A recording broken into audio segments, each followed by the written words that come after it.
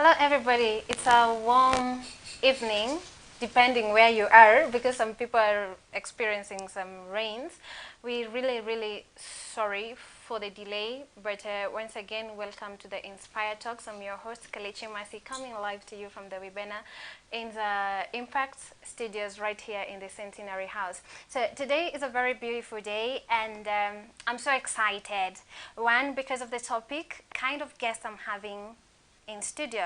Her name is Ukwezi. On childhood molestation, it looks at rape, there is some love interest here and there, it looks at war, it looks at refugee life, and all of these things, when I embody them in a poem, they don't sound as painful as, they are indeed. In reality, yeah. So it is healing because, first of all, the actual trauma is lessened for me who writes it down, and then it's also healing because at the same time, as I speak it out, then it's almost as if it's not part of me anymore. I've taken it out. There's a power that takes over. Yeah. All right. And then I just, haven't you all? Yeah, so there's been a very interesting kind of a cloud about money and relationships. And us being just from Valentine's, then I think it's really good for us to have this talk because people expected gifts. That calls for money. People expected to be taken out. It calls for money. So let's talk about love and expectations. And expectations, when you as a person, you can't afford the expectations. What is the risk of that? Well, for me, first of all, there is always going to be a time when you can't fulfill certain things that a person is expecting from you. Be it in a relationship, be it in a familiar ground, be it in whatever situation that you're in. You can never be 100% because you don't have any perfect person on this planet. Sure. Right? So my view is that before you even get to the point where, oh no, I can't really afford this. I couldn't buy her the Ferrero Rocher, so maybe we're going to be breaking up now. You know, before you even get to that point, have you had a discussion before you went into the relationship?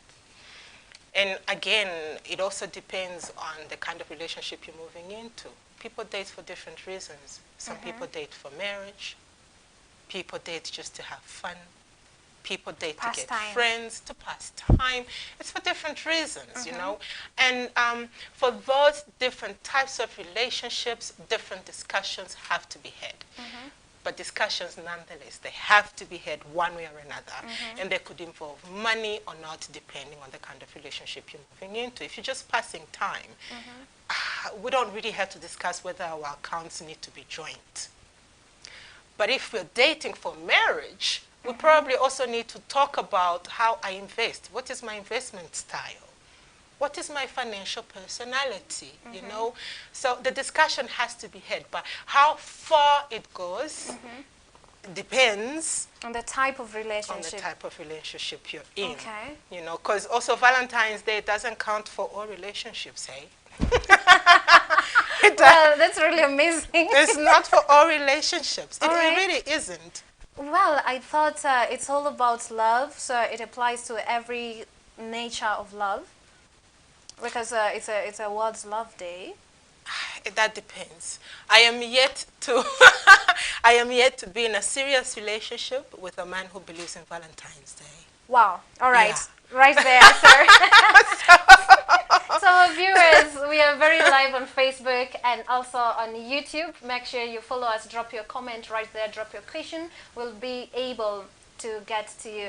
Ukwezi, you mentioned that before you get into a commitment, I call it a commitment. I want to call it a relationship. Even if it's not leading to marriage, at some point I'm committed to you. Yes. Even when it's just a once week thing, I'm committed to that person. How important is it to discuss about finances? Am I able to make $1 by day in one day? And how do we spend this? Is it really important to have these talks before making commitments? Oh yes, definitely. But we do have to differentiate between discussing transactional issues, you know, how do I spend money, or who's going to pay for dinner tonight, and having the deep financial conversations. Could you just walk us through the deep financial conversations are where you sit down and you say, listen, we are planning on being partners. We're planning on being life partners.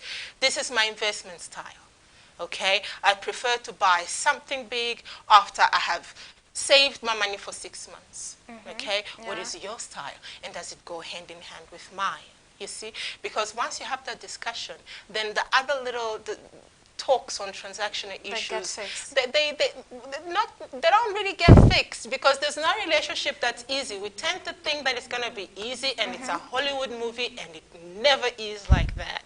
There's going to be discussions after discussions after discussions, and not just about the finances. So you have the deep conversations. They're not going to fix the smaller conversations, but they're going to make the smaller conversations much easier to tackle. All right. You see? Okay. So if we go out on a dinner date, if I'm the one who's going to fit the bill, it's not going to look funny, and I'm not going to be emasculating you, because you've already had the big discussions. All right. And we both know that, no, you're handling the bigger investment. So just for tonight, because I'm the one who wanted to go out, let me fit the bill for tonight's dinner. You see what I mean? Okay. But if those discussions haven't had, and here we are, and somebody fits the bill, and then they go home thinking, shucks. I'm a lesser person. Also they think to themselves, and here was I thinking about the getaway that we're supposed to be having at the end of the year. And this whole dinner, my goodness, we had a bottle of wine for how much again? You know? And there will be discussions that you have with yourself. And your partner doesn't know about it. And tomorrow morning, the eggs are not going to be off easy no more. And you won't know what's going on. So have the big discussions so that the smaller discussions can be easier to tackle. All right. But remember that even those smaller ones still have to be had. Okay. Just before we had this, we came on live, I had a discussion with a friend of mine. And apparently they are men. And I asked them, what are the chances of having a partner when you are broke? The chances of you having a girlfriend that you'll go introduce into your parents when you don't have a job. And they were so quick to say, zero. Women nowadays, they want the pocket. What are your feelings about this? My feelings about that is that that's a personal issue. That's a personal issue. We do have a lot of egos that have been... This is where you catch me. So here's the thing. We have dealt with a lot of women development. And while we have been doing this women development, there's been a gap. And this is why we are having the so-called, we have men that don't have jobs, and then the women have more jobs these days. Oh, the girls have more money. It's not easy to date them, you know, so I have to play around. But here's the thing. Even though we have had that gap of not catering for the men while we are empowering the women, there is still creativity, okay? Yeah. There is still our history to look back on.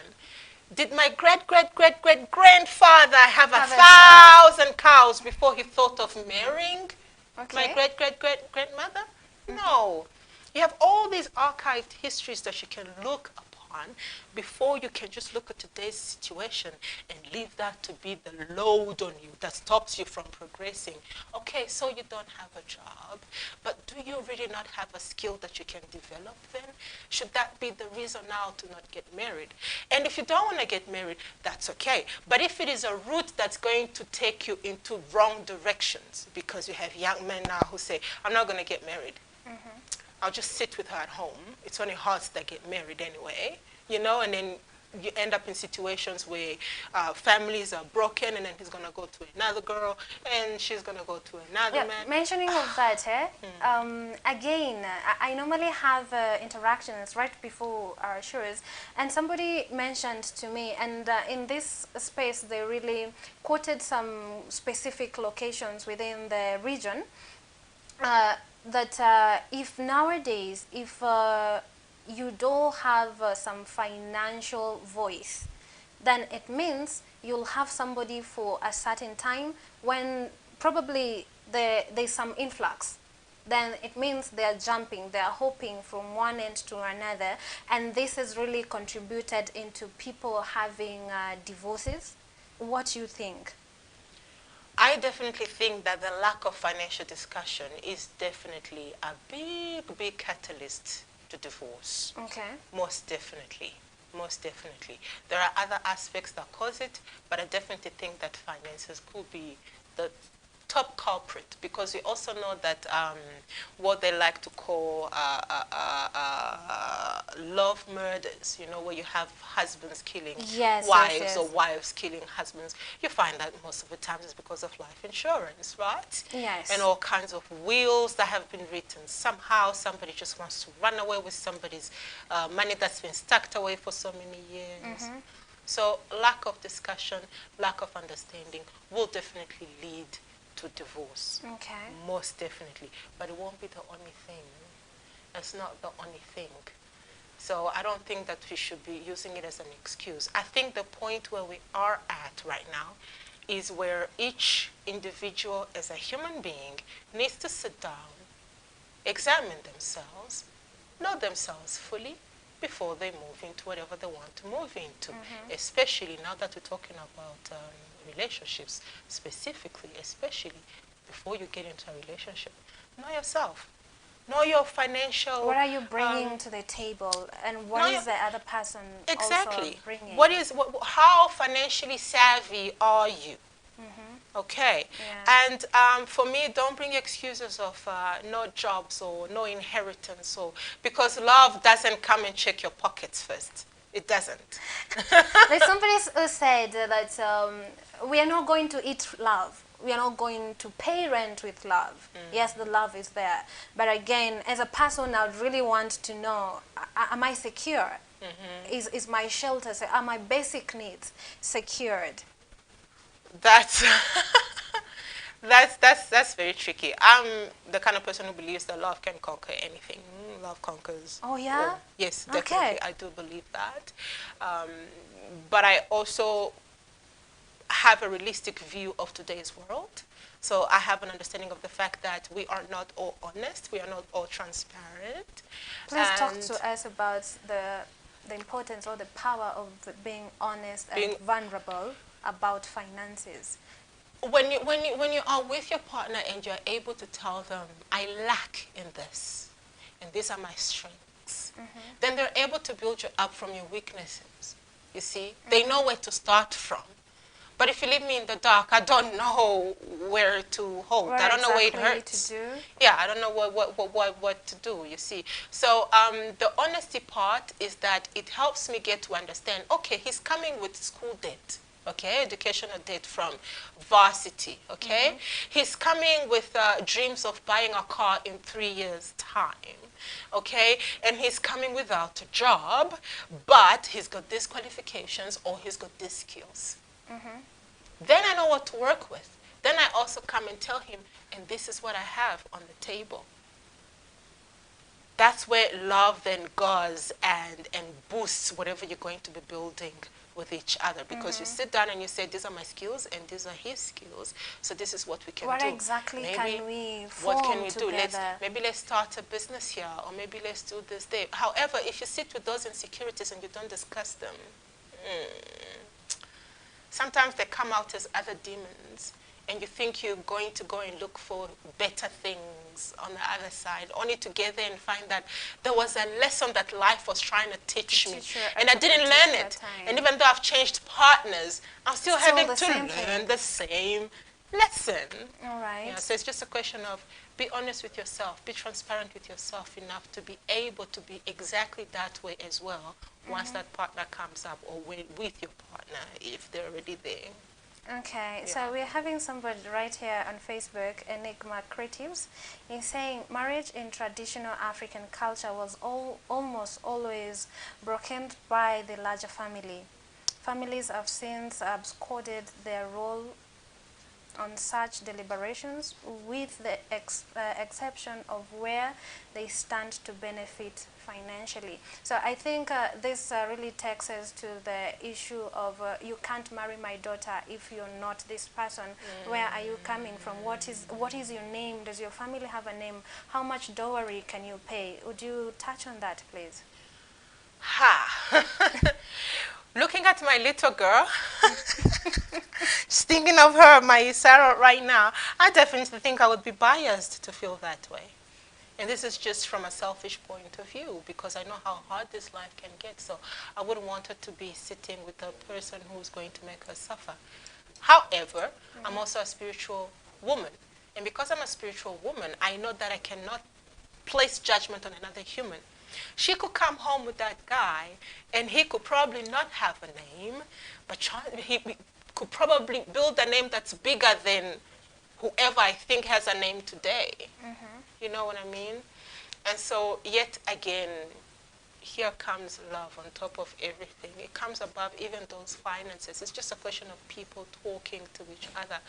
For me, I don't think you should turn away an honest man who's coming to ask for your daughter's hand in marriage just because they don't have deep pockets. Yeah, because then you are in the business of selling your child. It means tomorrow when an old man comes with a Lamborghini and a bigger bank account, you're going to say, baby girl, you're going to be okay there. And you won't care that she's going to get beat. You won't care that he's going to be running around and she's going to be heartbroken. No, I don't believe in marrying names. Wow, that's beautiful. We also have another person by the name Maurice Ndati. Maurice, thank you so much for tuning in. Another issue that needs to be discussed is there a difference between someone dating someone you are in a relationship with, or where does finances come in? Wait, I want to get this question. Wait. Ask again. Even I didn't get that. I need to get that right. He says there is a difference between someone dating someone you are in a relationship with. So where does finances come in? I think he's trying to address the issue of cheating. We are in a relationship, but somebody else outside our relationship is in a better position financially. So I decide, let me be sourcing. It's kind of a job. Yeah. For our joys. It is and rather beauties. unfortunate that it has become a job. It's some kind of an occupation of late. But that's a hazardous occupation, I have to say, because you're putting your heart on the line, you're putting your health on the line, you're putting your loved one's health on the line. Do you have children in the picture? My goodness, imagine the mess. What I think of that kind of situation is that without placing judgment yet again, something I try to be careful of, people are free to choose the kind of relationships they're going to be in. Today we have what they call polyamorous relationships. We have open relationships. And people are in there knowing exactly what's going on, and they're happy. Okay? So what I can say, if they have already had their discussions about their finances, and they all know that, okay, each person gets their spend money on the side, and we've got our joint account here. Then that spend money on the side is the money you're going to go and spend with that other person, and you're going to go and source from that person. I don't know, whatever. I'm not fully understanding of that. However, I think it's definitely hazardous. If the two people agree on it, and if the third party, if nobody's getting hurt, I guess. Wow, that's just something that I'll not want to go into right now. Maybe I'll have you once again specifically for that. But I think he has really clarified the question. Is asking relationship versus dating. Where does finances come in? And I think you've already answered that by telling us that love covers a multitude of, how do they say that? A multitude of sins. Yes, a multitude of sins, but also remember that because you have different types of relationships, there's going to be different discussions. Just because you're dating doesn't mean that you forego the discussion. You don't. Yeah, even we have these conversations with our mothers. You know, it's a type of relationship with our siblings. So even when you're having a discussion with the intimate kind of relationship, it's rather very important for us to, at a very tender age of the relationship, to really have this thing tabled. Right. Now, I really want to get personal at this moment. Mercy. I know you fear getting there, but before that, let's see what Mercy. there's somebody else. Evanquist is saying that's true. Most men never want to be in a relationship when they are broke, because even in meetups, expectations are you go to a place where you'll have something to eat or drink. At the same time, most men never want to take their chicks or their women out to cheap places, hence expenses. Let's talk about self-awareness, self-acceptance before even getting to another space, because Truly. I feel especially this person, if I want to be comfortable to a friend of my partner taking me somewhere like just outside here at Simba to have a meal there, I want them to take me to Marriott, I want them to take me to Pride Inn, but realistically they can't get there. What is the importance of people just being them, the simple or the complex you that you are? Well, here's the thing. If you're breaking your back to please them just as you're beginning the relationship, imagine how much more. You break your legs. You're going to have to be bending over backwards by the time you have your third child. Imagine all those acrobatic movements you're going to have to be doing. Oh, dear me. If a person is out of your league, and if they are unwilling to humble themselves to be on the same level as you, chances are they're not yours, and you're forcing issues. Move on to the next one. Wow. Move on to the next one. Otherwise, maybe you're also just after things that aren't really Materialistic. you know what I mean? Yeah. That aren't really yours. Like you're not being authentic. Is what I'm looking for. You're not being authentic, because I don't know any woman who loves her man who wouldn't appreciate a man just creating a picnic at his place for them to sit down and talk about their goals, their future goals. When a woman hears that a man is planning and he's thinking, no, listen, within 2 years' time I would like for us to be married. Within 3 years' time I would like you sitting down, having a picnic, just juice and whatever he might have prepared. Just water, Samina. Just water. And that's what you are discussing. Show me one woman who wouldn't appreciate that. Well, I feel that a lot has really been coined into what can you offer, what am I getting out of this, and most now the love has really become out of the picture, because people are not really careful of the emotional bit of it, rather of the benefits. And it's also because we keep trying to create the Hollywood couple. And we tend to forget that the Hollywood couple always show us the drama. They never show us that couple talking about their finances, eh? They never show us how everything starts. So many snippets have to be cut out so that you can enjoy that movie. And yet here you are, with every romantic relationship you go in, you want to have the Notebook. You want to have, I don't know, whatever. I don't watch movies anymore. But those are the kinds of relationships you want to have. You've channeled all your energy into poetry. Okay, fine. Anika Initiative is saying this is a great discussion. Finances are the core of how families determine their quality of life, and families are the basic unit of the society. Finances have sadly been the sword on which many families and marriages have failed. Would you touch on that, please? It's yet again because we are avoiding discussing the painful things. You know, and then we have this power struggle, you know, because we didn't have that discussion at the beginning. And so the day comes when a child's school fees have to be paid, and from the word go, we didn't say that the father is going to be taking care of this and the mother is going to be taking care of this. So roles. we haven't set the roles.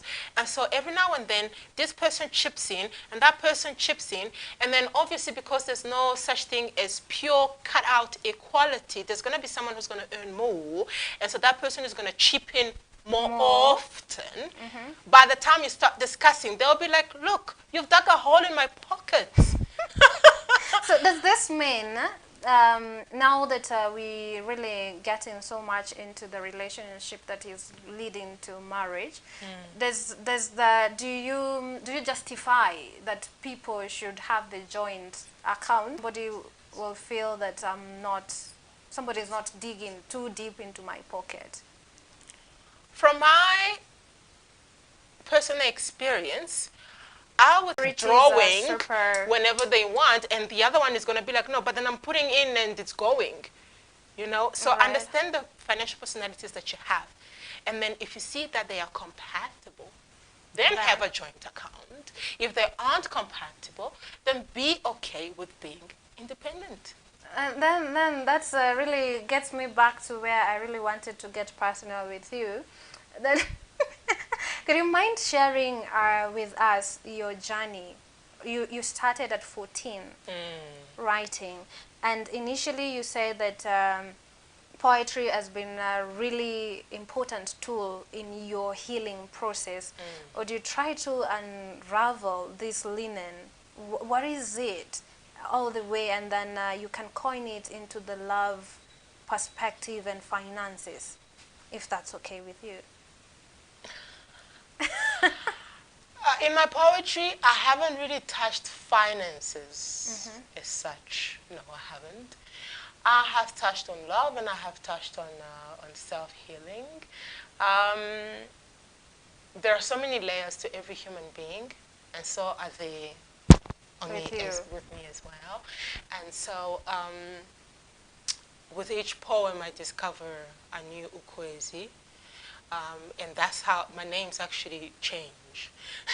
I Okay. used to be Lady Mahogany. There was a time I was a Lady Mahogany, and my English was so top-notch, like, oh my goodness, Mother C type of girl. All right. Yeah. We are sorry.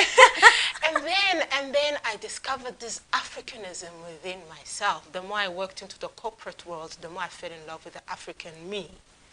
And the more I got involved in womb healing and different impact that relationships have on our wombs, and this is how I became Please Ukwezi. don't be very poetic, Okay. because when you say healing into our womb, what Yes. exactly do you mean? What do I mean? So the womb of a woman to me is a very important place. It's a place where we create. It's a place where we get our sixth sense. It's a place of pleasure.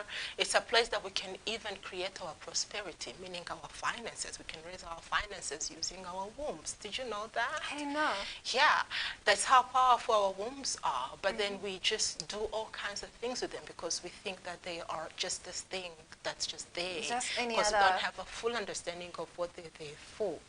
You know, with your womb, if you are a virtuous woman and if your partner is understanding of your spirituality, you can actually be able to build your empire or build all kinds of finances you've ever dreamt of together. Okay. Yeah, so with all this poetry that I've been working in, all those layers I kept removing, I've ended at the point where, oh, so this is actually where it was leading me to.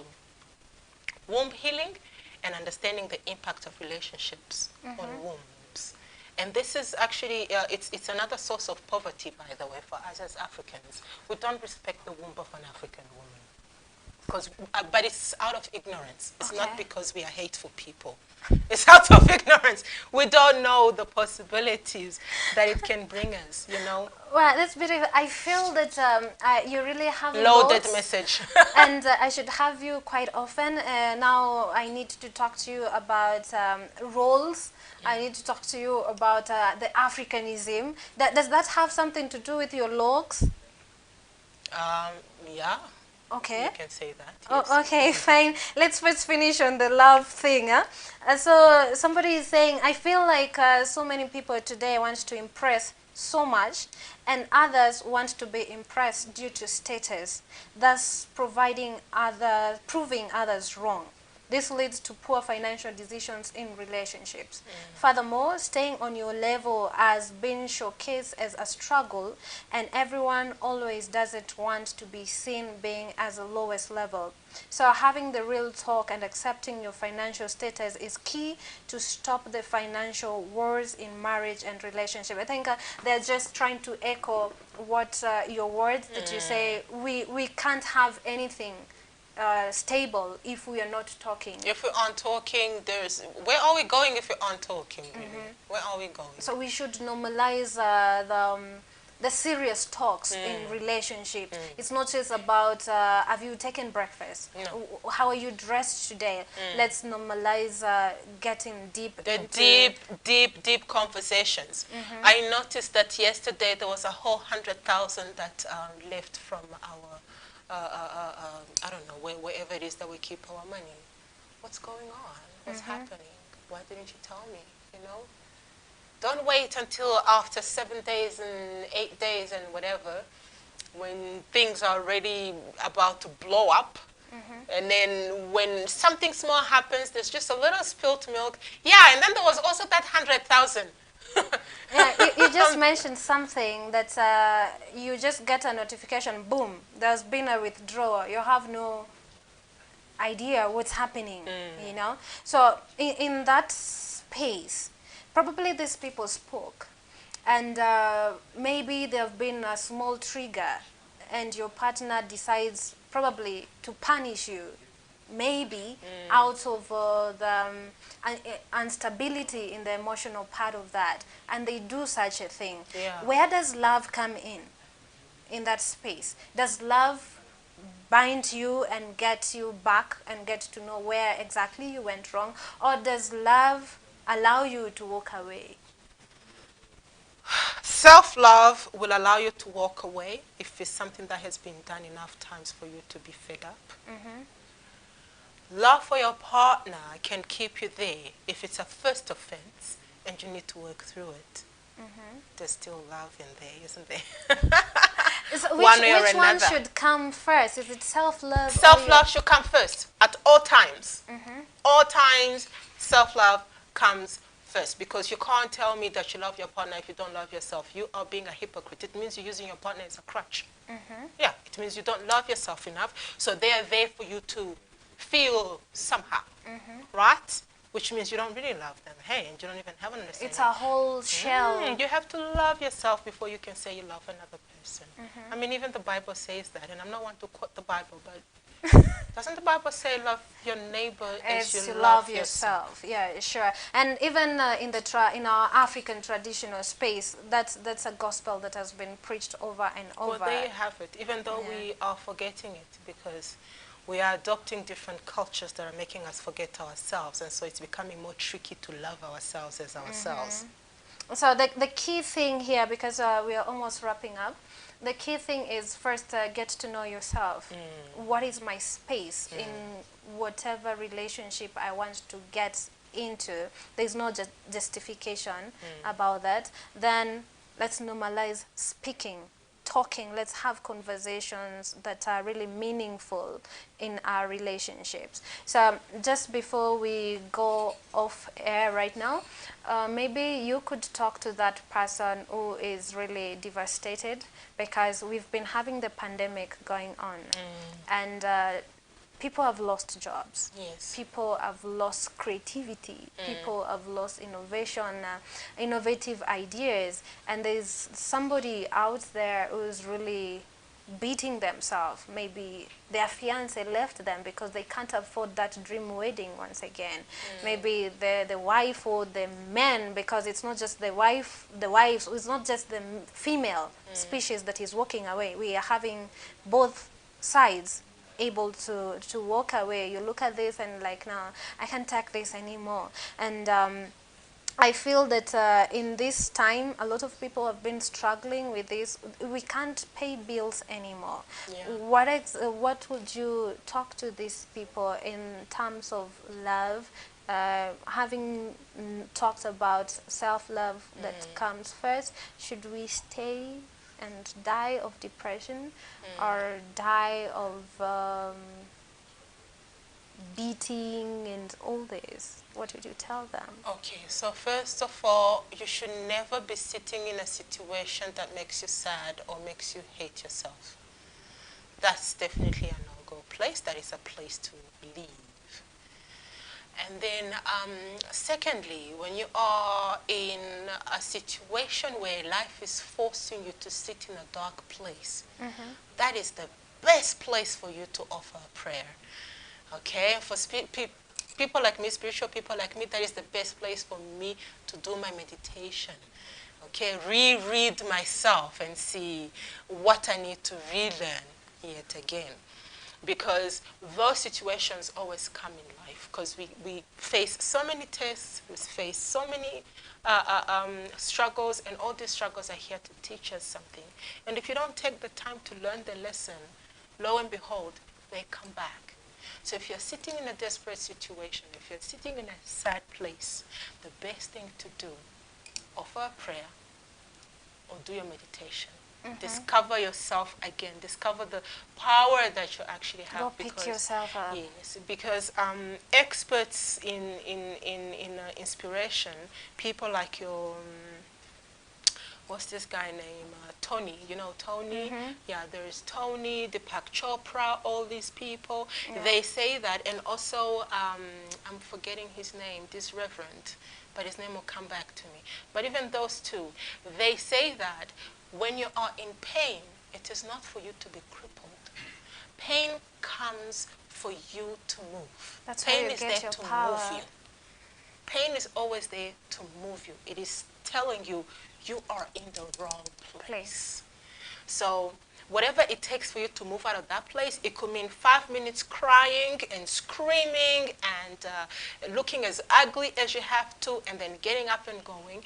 It could mean sitting there and reading scripture, if that is what brings you inspiration.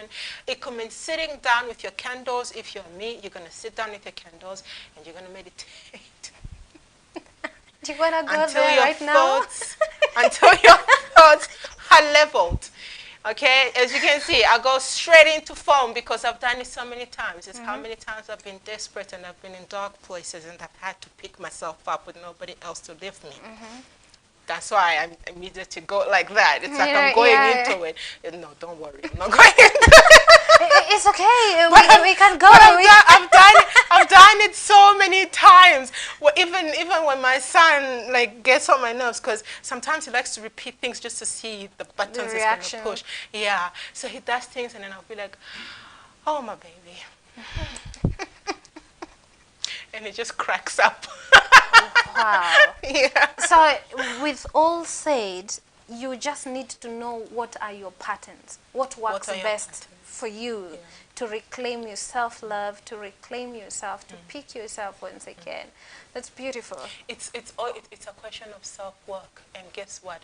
You are not going to be able to get into a relationship that's going to work well until you've done the self-work, because those financial discussions can only be had by someone who fully understands their habits.